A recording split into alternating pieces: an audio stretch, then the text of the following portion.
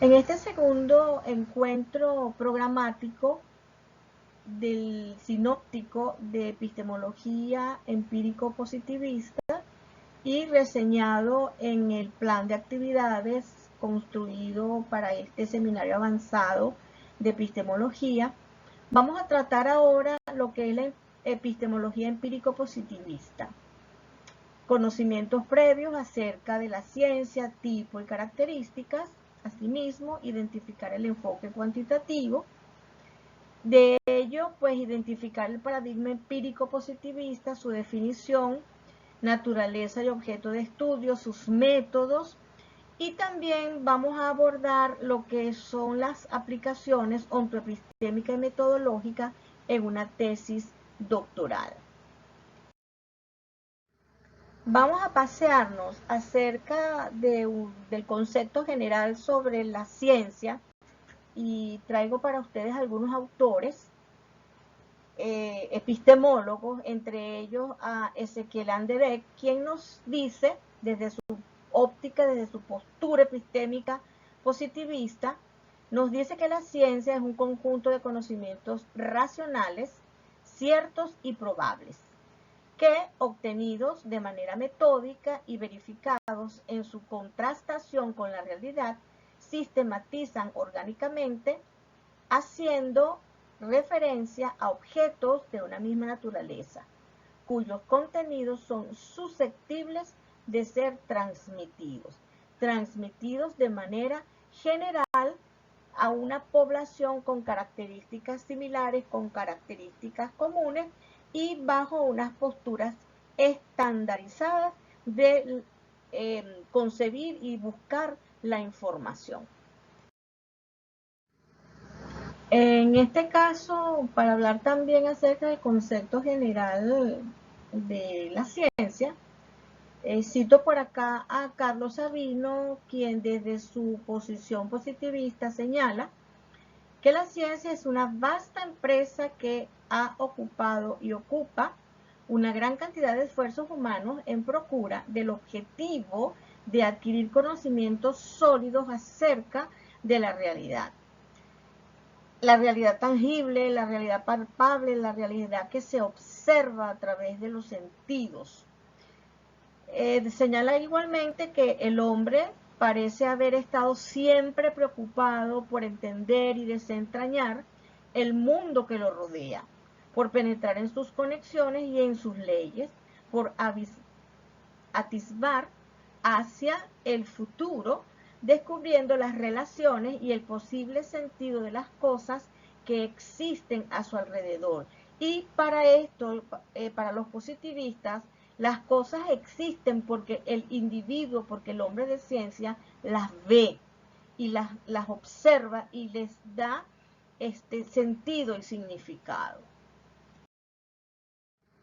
Cabe destacar también el concepto acerca de la ciencia establecido por Warren Weber, quien señala que es una aventura del espíritu humano, es una empresa esencialmente artística, estimulada en gran medida por la curiosidad, servida por la imaginación, disciplinada y basada en la racionalidad, el orden y la belleza del universo del cual el hombre es una parte.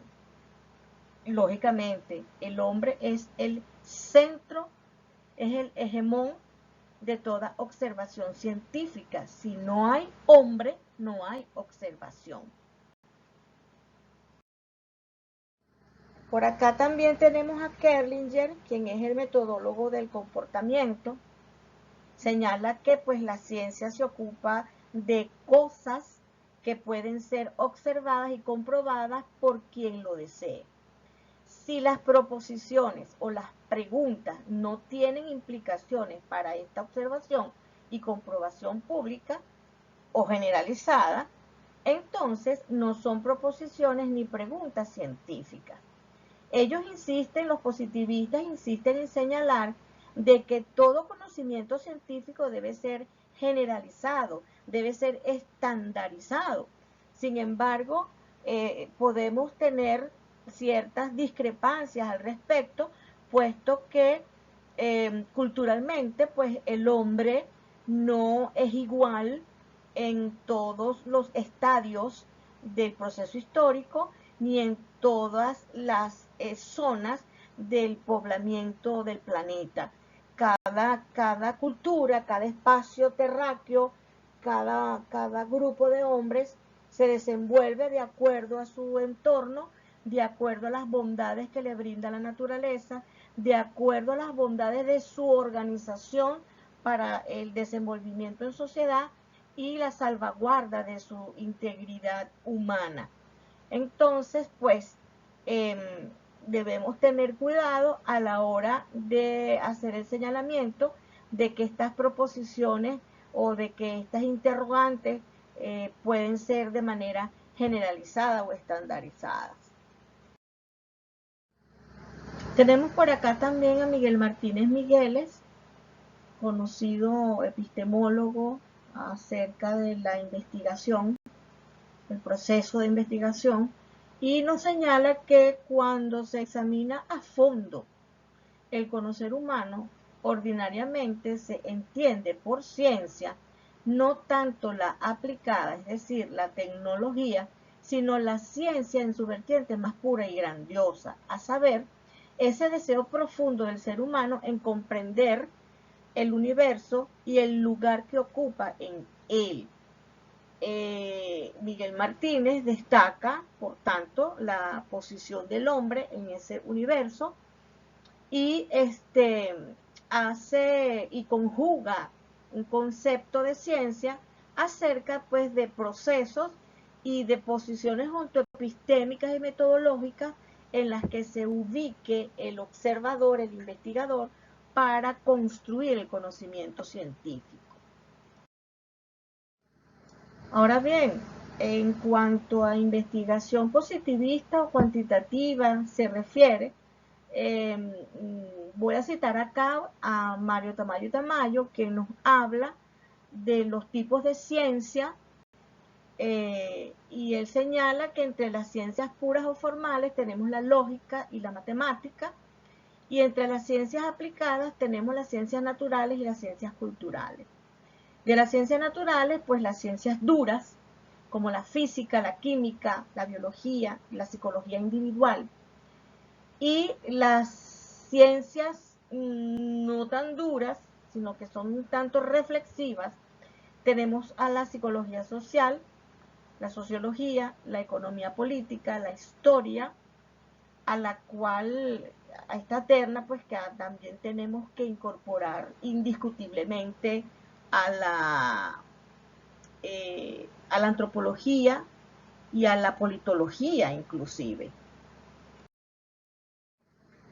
Mario Tamayo nos indica acá y nos dice pues que estudia la ciencia pura o formal. Pues consiste en un quehacer del conocimiento crítico, no dogmático, que somete a todos sus supuestos a ensayo y crítica.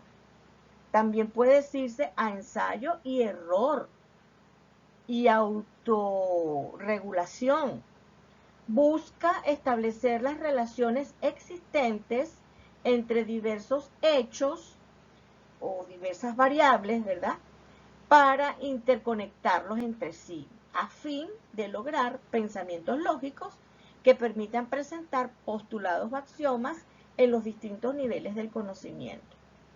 A partir de la sistematización metódica, logra la objetividad de las relaciones establecidas entre los hechos o los fenómenos y el sujeto investigador, donde la subjetividad del investigador no interviene porque la recolección de datos, la recolección de información es intermediada por instrumentos cuantitativos, instrumentos objetivos en las cuales el observador va a registrar desde su postura observacional o desde la información que provea esta población sujeto de estudio. Ahora bien, también nos dice Mario Tamayo que busca la ciencia fáctica o aplicada, bueno, tanto las ciencias sociales como las ciencias naturales, inicia la investigación de una forma controlada, sistematizada, crítica, con el fin primordial de aprobar o desechar hipótesis como explicativas de los fenómenos del comportamiento del hombre, grupalmente hablando. Su punto de partida está bien sea en la observación de los hechos, en la formulación del problema, en la estructuración de las hipótesis, con el fin de establecer una ley o norma explicativa de la conducta social de los individuos. Es allí donde tiene asidero la característica de generabilidad de la ciencia y pues hasta del método. Con respecto a las características de la ciencia, este autor, Mario Tamayo, y que también quiero hacer la salvedad, no solo Mario Tamayo, lo he tomado a él como referente, pero la totalidad de los metodólogos, los epistemólogos señalan al unísono las características acerca de la ciencia. En primer orden es objetiva, porque se ciña a los hechos. Objetiva porque no hay una interrelación intersubjetiva y dialógica entre el individuo o el observador, el investigador y la población de estudio. El investigador no puede señalar ningunos aportes partiendo de su subjetividad, no puede hacer ningunos señalamientos a priori, sino que debe basarse en esta entrada a la observación, incluso en posturas de investigaciones anteriores para poder comprender la realidad que va a observar. La característica de racional, porque va más allá de la observación de los hechos, lógicamente aquí se imprime la intervención del investigador con respecto a su experiencia, con respecto a la teoría que domine, que maneje, y con respecto a las observaciones y a los registros que él haya realizado con respecto al objeto de estudio, a esos sujetos de estudio y a ese escenario de estudio. Otra de las características es que es sistemática, porque es un conjunto de pasos y un conjunto de conocimientos organizados sistemáticamente, ¿verdad?, conducentes a la construcción de una construcción de una teoría, construcción de un conocimiento científico, producto de la validación, de la confirmación de los datos estadísticos, de la conducta estadística arrojada por la población sujeto de estudio. La ciencia es general, el conocimiento científico puede ser aplicado en cualquier escenario y en cualquier cultura, con algunas reservas, como yo siempre lo digo, yo coloco esto aquí entre paréntesis, entre comillas, ¿verdad? Porque el hombre, dependiendo del lugar, dependiendo del área geográfica, dependiendo de sus valores y de sus costumbres, se le puede aplicar no estandarizadamente el conocimiento científico que se registre en un momento y en un sitio específico, quizás no sea aplicable a otro tipo de cultura y en un momento diferente, un momento histórico. La ciencia falible, y aquí después está confirmando mi postura, la ciencia falible puede cometer errores, trascender los hechos y autorregularse. Y cuando hablamos de autorregularse es como, por ejemplo, si yo voy a aplicar hoy, en el 2022, un instrumento, vamos a decir psicométrico, para medir algún tipo de conducta que fue construido a mediados del siglo pasado, vamos a decir que en la década de los 70 o de los 60, ese instrumento estandarizado en aquella época indiscutiblemente no puede ser aplicado en esta época del año 2022, porque las características de los jóvenes, la población serán los jóvenes, las características de estos jóvenes son totalmente diferentes. Nada más vamos a hablar de ese simple y llano ejemplo. Y por lo tanto, lógicamente, como característica número 6, la ciencia es autocorregible, pues al trascender los hechos, debemos hacer los ajustes necesarios, ¿verdad? Para regular, para normalizar y para ajustar esos ítems que estamos inquiriendo y debemos revalorarlos y reconstruirlos para adecuarlos a la realidad en la actualidad, la realidad del día, la realidad del momento. Ahora bien, Mario Bunge, reconocido epistemólogo latinoamericano, nos dice acerca de la ciencia, su método y su filosofía. Dice que para él la ciencia es un sistema de ideas establecidas provisionalmente, ya que se está en una constante producción de ellas, por eso es autocorregible, ¿ven? Que modelan a la naturaleza para someterla a sus necesidades físicas y espirituales del momento, en la que para ello conjuga ciencia, sociedad, tecnología y cultura. Es aquí cuando entra en la palestra el libro de las revoluciones científicas de Kuhn, cuando habla de paradigmas. Entonces, el concepto de ciencia tiene que ir ajustándose paradigmáticamente de acuerdo a la realidad que se está viviendo en el momento. Entonces vienen los comités científicos, hacen sus reuniones, ¿verdad?, sus debates acerca de cómo vamos a definir a la ciencia en el momento de hoy día, considerando situaciones históricas, sociales, económicas, culturales, hasta atmosféricas y humanitarias. Es por demás saber que hoy día, en este nuevo siglo, que ya tiene 22 años de vida, debemos hacer una reforma a lo que es el concepto de ciencia.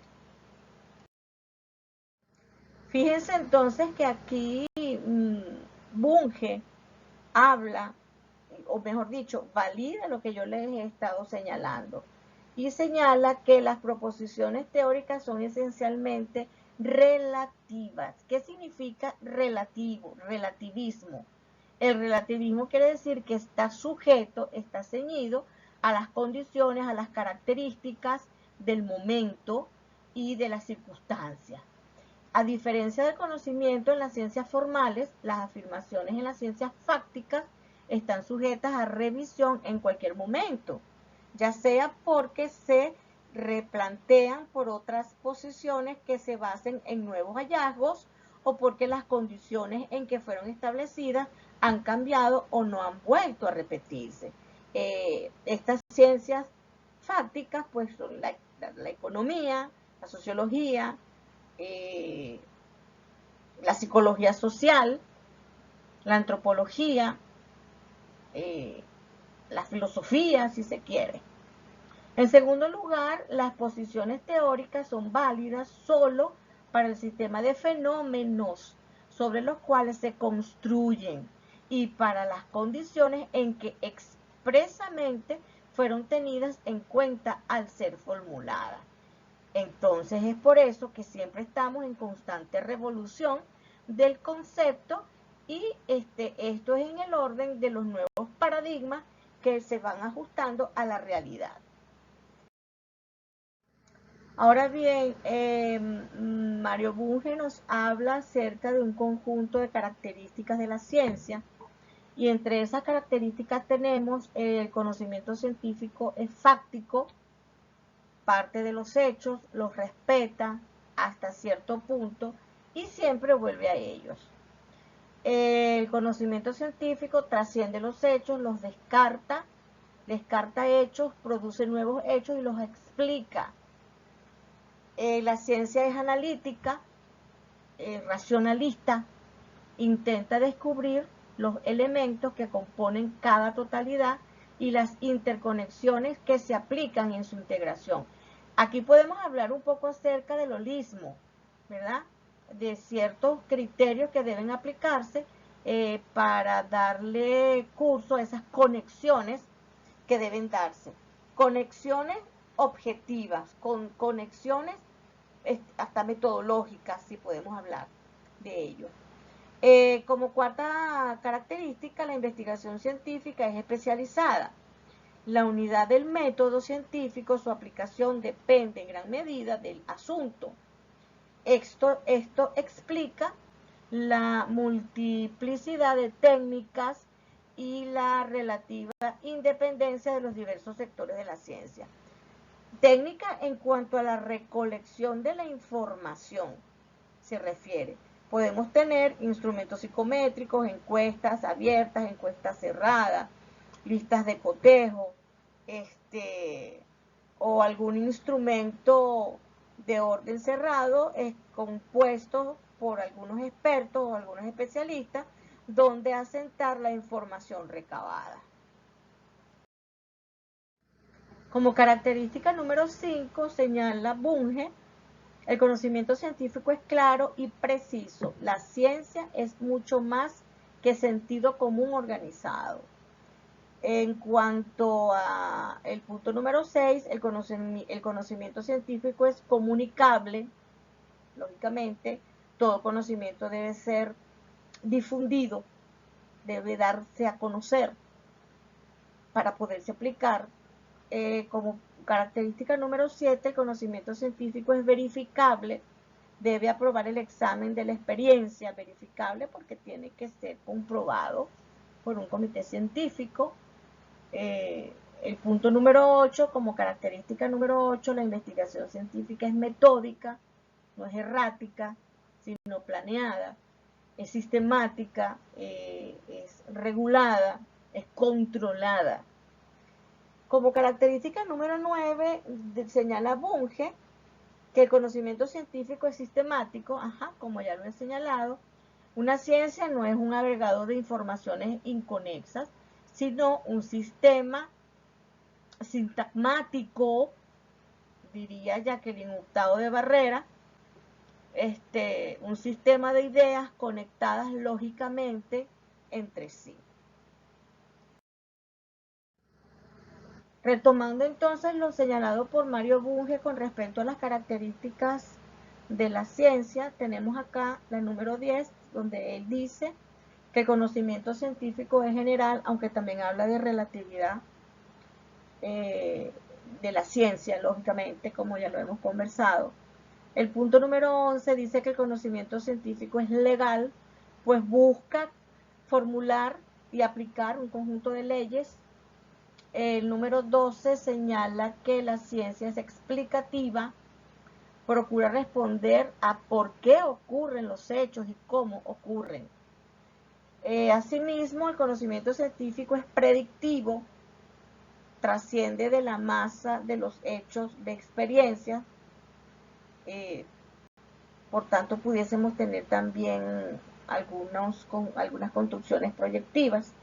La ciencia es abierta, no reconoce barreras a priori que limiten el conocimiento y finalmente la ciencia es útil porque busca la verdad de los hechos, la verdad de lo que observa el hombre en ese escenario con ese conjunto de elementos para darle forma y para producir el conocimiento científico, que es el fin ulterior del proceso de investigación.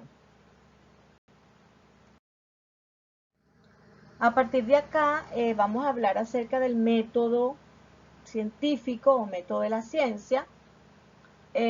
¿Por qué estoy aquí hablando de Albert Einstein? Bueno, Albert Einstein, cuyo rango de vida estuvo entre 1879 y 1955, fue un físico alemán nacionalizado estadounidense, premiado con un Nobel, famoso por ser el autor de la teoría general y restringida de la relatividad y por sus hipótesis sobre la naturaleza corpuscular de la luz.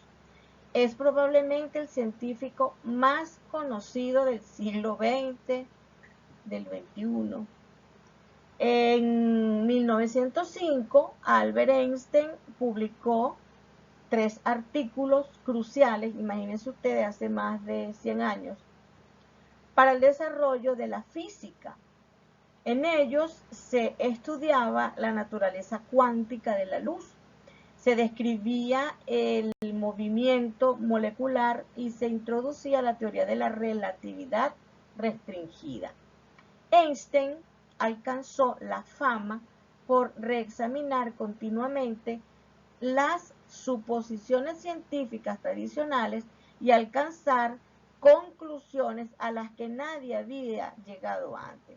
O sea, es decir, que Einstein era un constante revolucionario paradigmático de esas posiciones epistemológicas para construir el conocimiento. Podría decirse entonces que el método científico o método de la ciencia, de las ciencias positivas, de las ciencias cuantitativas, puras o formales, fácticas o aplicadas, es un procedimiento para descubrir las condiciones en las que se presentan sucesos específicos caracterizados generalmente por ser tentativo, verificable, de razonamiento riguroso y de observación empírica. Esto es un señalamiento realizado por Mario Tamayo y Tamayo.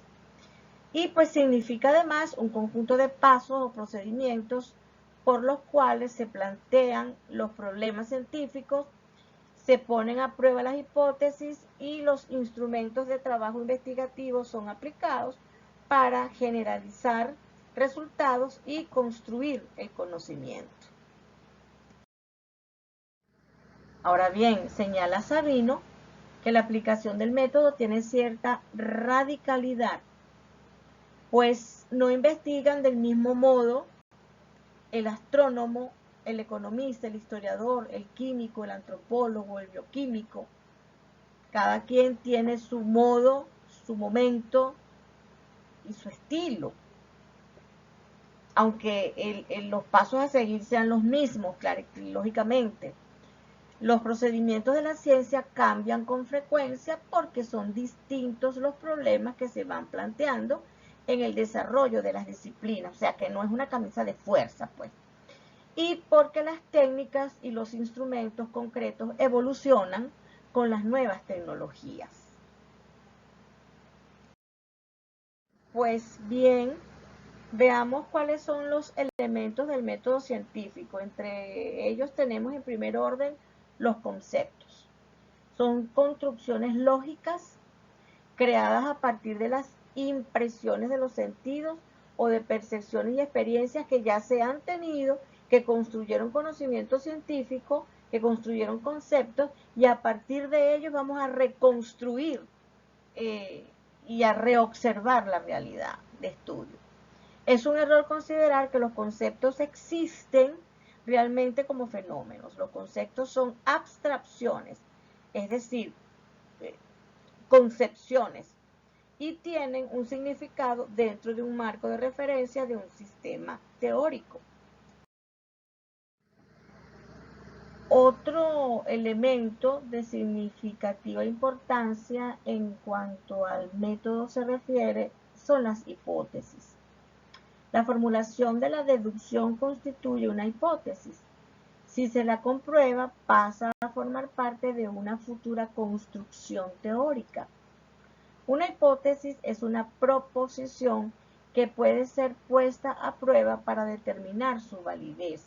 Siempre lleva a una prueba empírica en una pregunta formulada de tal modo que se pueda prever una respuesta. No en todas las investigaciones, cabe aclarar, no todas las investigaciones llevan hipótesis. En su lugar, se le puede dar paso a las interrogantes de investigación, las cuales van a ser respondidas al final del proceso investigativo. Estas hipótesis tienen un conjunto de características, como lo señala también Sabino, como lo señala Mario Tamayo y Tamayo, Anderek, dicen que no deben concebirse como juicios morales ni juicios a priori. Deben formularse de forma clara y precisa, deben ser específicas, no generales, y deben ser sometidas a prueba, deben ser sometidas a comprobación, a validación. Por lo general, la aplicación o la formulación de estas hipótesis tiene un conjunto de requisitos, como por ejemplo, presentar propuestas provisionales al problema de investigación. Debe haber una relación directa entre el objeto de investigación planteado, el marco teórico en que va a ser utilizado y las hipótesis propuestas. Deben formularse de manera que sus enunciados puedan ser sometidos a prueba. Así será posible la demostración y explicación de los hechos o fenómenos planteados. Y deben ser formulados en términos de relación o causalidad. Para ello deben identificarse variables independientes y dependientes, lo cual quiere decir que cuando estamos haciendo una investigación con simplemente variables de trabajo, no variables causa-efecto, sino que vamos a describir una variable, no en estos tipos de investigación trabajamos con hipótesis, porque no vamos a validar ni vamos a comprobar una relación dada, sino hacer una descripción de variables de trabajo. También es importante destacar los tipos de hipótesis. Tenemos hipótesis general o de investigación, que debe alcanzar los objetivos de la investigación, establecer la relación causa-efecto, como ya lo hemos señalado, de trabajo u operacional expresada en términos medibles, cualitativa o cuantitativamente, el mecanismo a través de un instrumento de la hipótesis general. Tenemos hipótesis nula, estima indicar que el resultado a obtener es contrario a la hipótesis general o estadística. La hipótesis estadística es la que expresa la hipótesis operacional en forma de ecuación matemática, y la hipótesis alternativa son otras proposiciones en las que aparecen variables independientes o variables no controladas o no predichas o preestablecidas por el investigador y que no se pueden controlar en el momento de su aparición. Ahora bien, ¿cuáles son las etapas del método científico, del método positivista, estadístico? Bueno, percepción de la realidad u observación es un proceso fundamental en la construcción del conocimiento científico.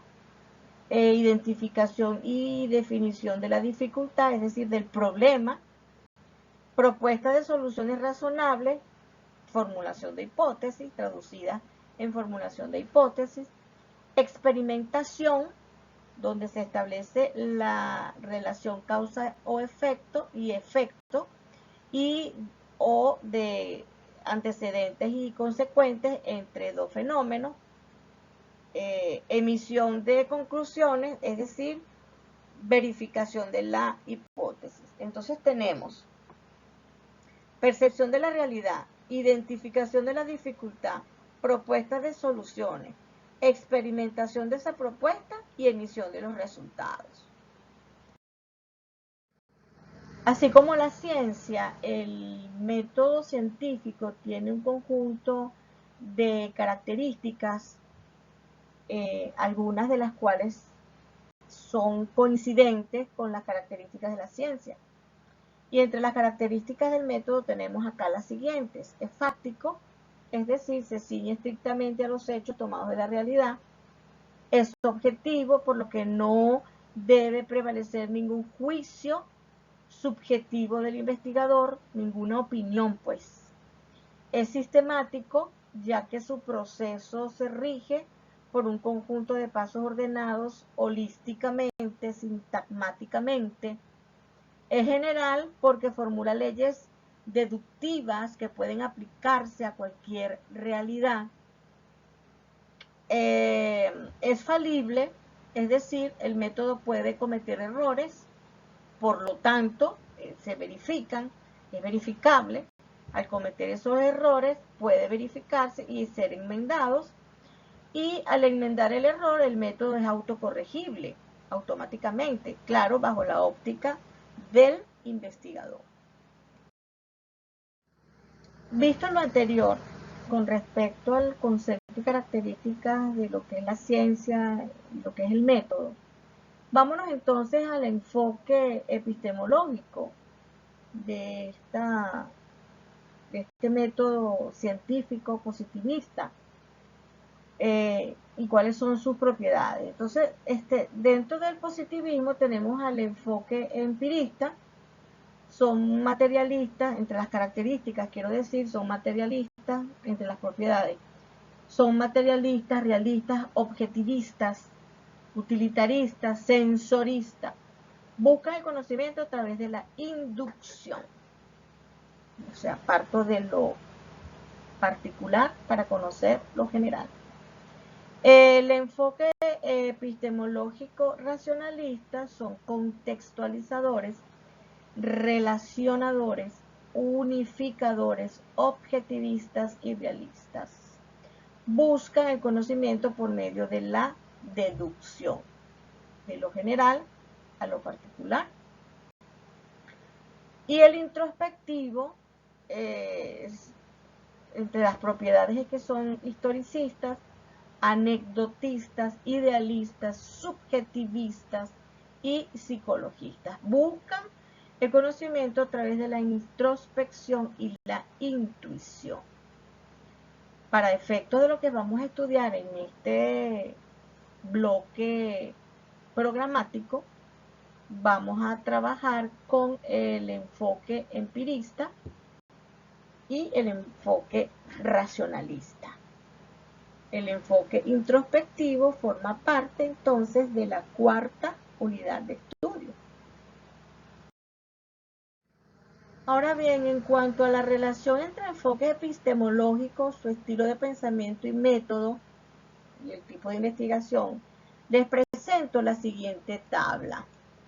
Tenemos acá como modelo epistémico el inductivo concreto, su estilo de pensamiento es sensorial, su enfoque epistemológico es empirista, inductivo, método inductivo, el tipo de investigación es empirista inductivo, utiliza la aplicación de instrumentos cerrados para la recolección de la información, valida, confirma, comprueba y construye conocimiento.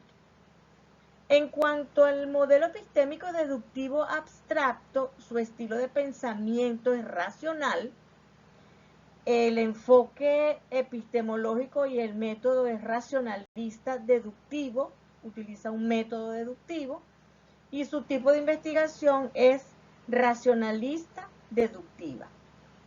Con respecto al método, al modelo epistémico introspectivo e intuitivo, que no forma parte del positivismo, sino de lo interpretativo, tenemos que el estilo de pensamiento es intuitivo, hay una interrelación dialógica entre sujeto investigador y sujeto por conocer. El enfoque epistemológico es fenomenológico, introspectivo, el método es interactivo, donde tanto el sujeto de estudio como el investigador, ambos son sujetos de estudio. Y el tipo de investigación es intuitiva, es introspectiva. Ahora bien, como lo muestra la imagen, ese engranaje del método positivista, cuyo modelo es cuantitativo, está soportado en un método único, en una sola posición epistémica, donde nos habla de que el método hipotético deductivo está basado en la observación, la descripción, reducida o reduce la realidad a aspectos cuantitativos. Hay una racionalidad formal, cuantitativa, objetiva, sistemática, generalizable. hay una factibilidad y hay una verificación del proceso, verificación de los pasos y verificación hasta de los instrumentos recolectores de datos de campo. Ahora bien, a partir de acá es necesario ir haciendo comparaciones ordenadas y sistemáticas entre la percepción de la realidad, tanto desde el enfoque positivista como del enfoque interpretativo. Tenemos acá la realidad positivista emerge de una filosofía empirista, considera la realidad como algo objetivable y medible. La naturaleza de la realidad es tangible, externa, fragmentable y estática porque el hombre le da esa construcción física. Puede abordar leyes constantes que explican esa realidad al margen de los sujetos cognoscentes y a través de la objetividad. ¿Cuáles son los sujetos cognoscentes? El sujeto investigador. ¿Cuáles son los sujetos por conocer? La población de estudio. Mientras que la realidad interpretativa nace en el campo de la antropología y de la historia para introducirse en las restantes ciencias sociales a través del método único que es la etnografía. Luego pues los epistemólogos y metodólogos reordenan y reconstruyen los otros métodos, ¿verdad? Para reconstruir el conocimiento partiendo de la interpretación de los hechos y de la realidad en la cual se sumerge el investigador. Considera la realidad como holística, múltiple, no fragmentable, construida, dinámica e interactiva. ¿Por qué holística? Porque para la construcción de la realidad no se fragmenta, sino que se suman todas las aristas, todas las categorías, todas las dimensiones que entran en juego para poder interactuar intersubjetivamente, dialógicamente con los sujetos de estudio y en esas distintas dimensiones: histórica, económica, social, cultural, política, ambientalista, de manera sostenible, utilizando estos términos posmodernos de la gestión del conocimiento. Fundamenta los datos de la investigación más en las palabras que en las cifras. ¿En las palabras cuáles? Desde las voces de los actores sociales, las cuales consideran siempre las opiniones e intereses de los sujetos cognoscentes, del sujeto investigador, lógicamente. Para reafirmar lo citado, lo dicho en todas estas láminas ya recorridas, tenemos entonces que cómo percibimos esa realidad desde el enfoque cualitativo, centrada en la fenomenología y la comprensión, observación naturista sin control, es decir, tal cual como se dan los hechos, es subjetiva, porque el investigador también interviene desde el centro o desde dentro de los datos, es exploratoria, inductiva y descriptiva, está orientada al proceso, hay datos ricos y profundos, no generalizables, es holística y hay una realidad dinámica. Mientras que en el enfoque cuantitativo está basado en la inducción probabilística del positivismo lógico, hay una medición controlada, es objetivo, desde afuera de los datos, es confirmatorio, deductivo e inferencial, está orientado a los resultados, hay datos sólidos y repetibles, es generalizable, es particularista y hay una realidad estática. Me llama la atención y quiero destacar eso donde hay datos sólidos y repetibles, mientras que en la investigación cualitativa no hay datos sólidos y no hay datos repetibles. ¿Por qué? Porque se da en un momento único, en un momento específico, en una realidad situacional del momento. Por acá tenemos también que el enfoque cualitativo, hay una visión estrictamente antropológica de la realidad y está limitada al campo de las ciencias sociales y humanas, bajo el principio de que la singularidad de los fenómenos sociales demandan metodologías de análisis también singulares. Se califica de ideográfica, no importa la generalización, sino la peculiaridad del fenómeno estudiado en el aquí y en el ahora. Mientras que el enfoque cuantitativo, a estas leyes se llega por tratamiento estadístico de los datos que han sido obtenidos mediante instrumentos validados y confiabilizados, estandarizados, repito, posee carácter generalizador y cuyos paradigmas metodológicos más representativos son la observación empírica, el método experimental y el ex post facto. El ex post facto, ¿qué significa en este caso? Que estamos estudiando un hecho en este momento presente, pero un hecho que sucedió en el pasado. Y estamos estudiando sus causas y conociendo en este momento sus consecuencias. Por aquí se tiene además que el enfoque cualitativo tiene una finalidad de la investigación, como es la de comprender, interpretar, describir para teorizar.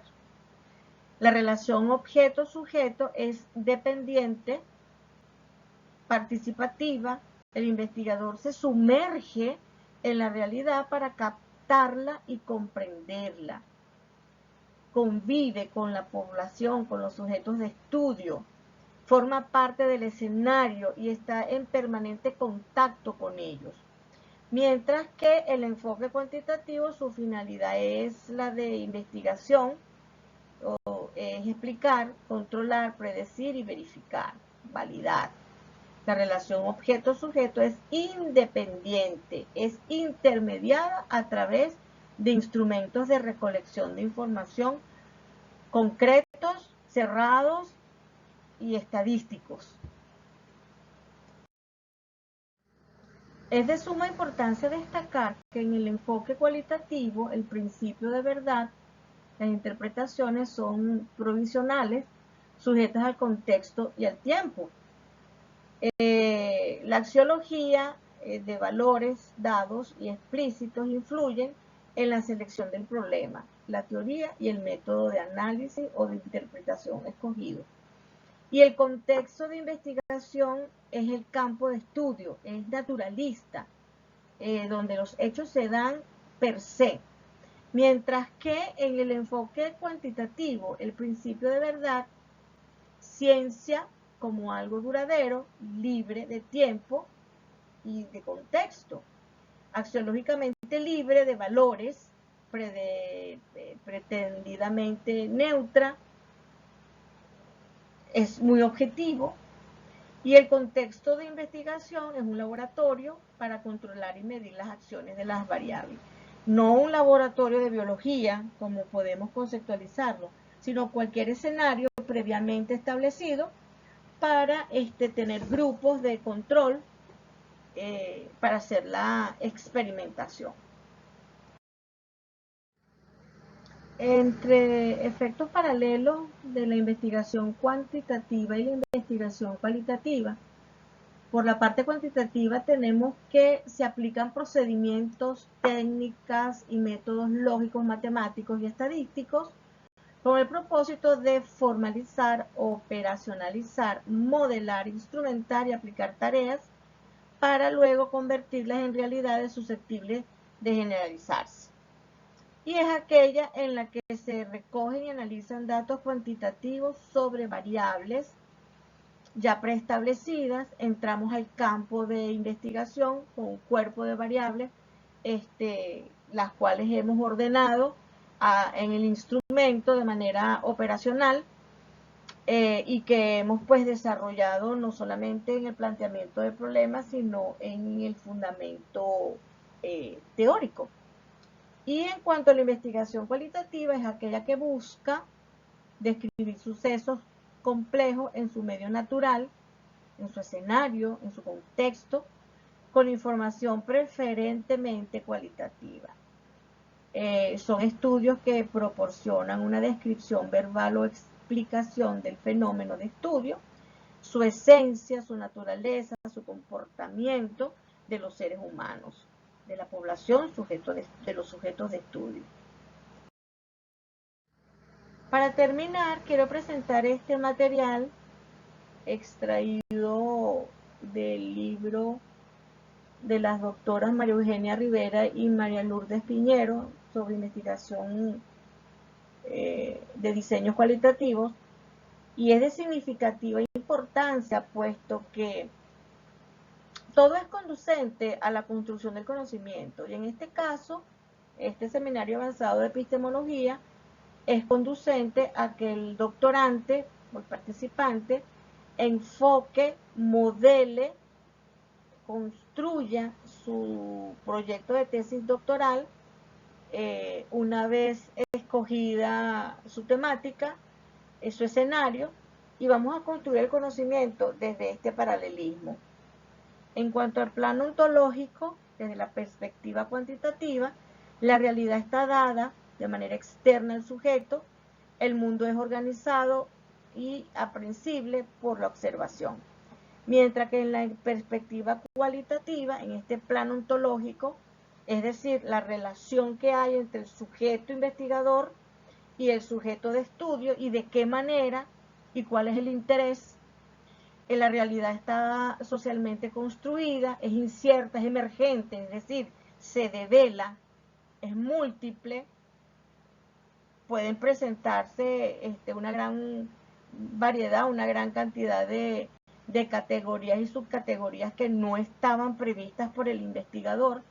Es una realidad compleja, versionada y relativista, compleja y versionada porque depende de las voces de los actores, de los sujetos de estudio. Son ellos quienes nos van a hablar de su realidad. Nosotros lo que vamos a hacer es escucharlos, comprenderlos, interpretarlos y partiendo de esas voces, construir la teoría.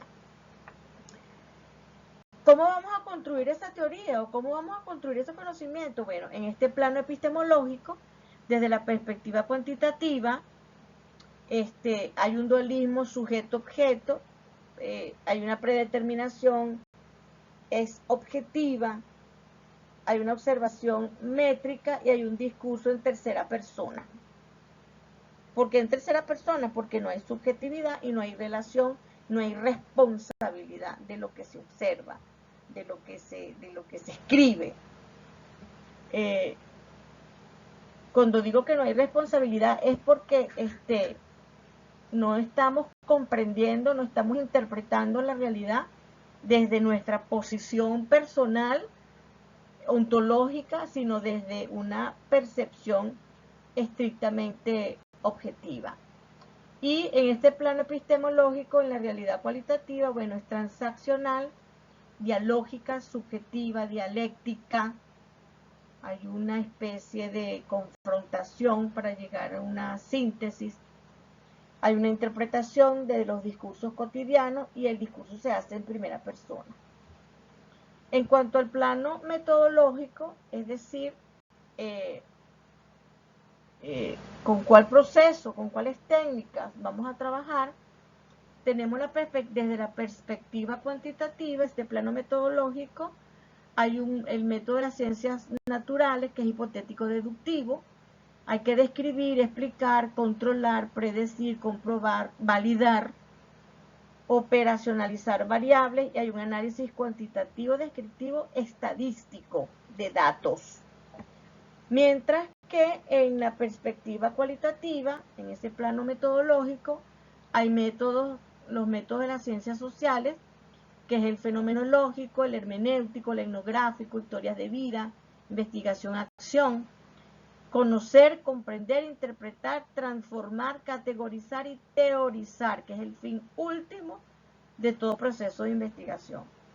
Y el plano procedimental, desde la perspectiva cuantitativa, tenemos una población y muestra, hay un muestreo probabilístico, hay cuestionarios, escalas de medición, listas de cotejo, hay que validar, confiabilizar esos instrumentos, hay un análisis estadístico y unos modelos teóricos. Y ese plano procedimental desde la perspectiva cualitativa, hay versionantes, informantes claves, actores sociales, vinculados con el fenómeno de estudio, con el evento. Hay observación, entrevistas abiertas, a profundidad, semiestructuradas, hay grupos focales, legitimación de la información dada a través de las voces de los sujetos, de los actores sociales, hay una hermeneusis de la información, es decir, una triangulación entre las voces de los actores, las voces de los teóricos y la voz del investigador. Y hay que codificar, categorizar para teorizar. Bueno, hemos llegado al final de esta presentación. Espero haya sido de gran utilidad y puedan construir partiendo de todo lo señalado acá y acompañado del plan de actividades, construir su tarea correspondiente al objetivo programático número 2. Hasta una próxima oportunidad.